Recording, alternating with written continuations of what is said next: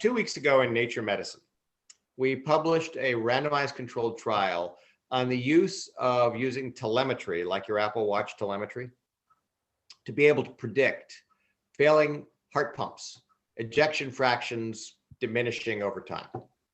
And so what can we do? Well, again, I know that not all of your listeners are statisticians, but with an AUC of 0.93, that's really, really good, right? Perfect is 1. We can actually predict your ejection fraction from your Apple Watch.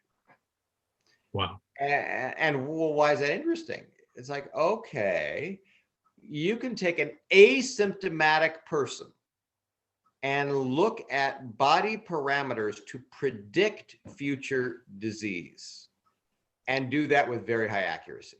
And that's really interesting.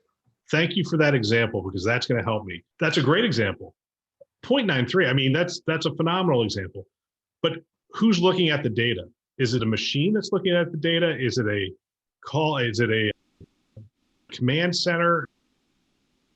Because it can't be a physician who has, or even an office staff that has normal kind of functions. How are we going to take that data in and act on it? Sure. And of course, this is a brilliant question. And Bill, I have no conflicts of interest, and I am always exceedingly careful about disclosure. Mayo Clinic developed all these algorithms and spun out a company called Anumana, located in Boston, to provide the algorithms to the industry to do this in an automated way.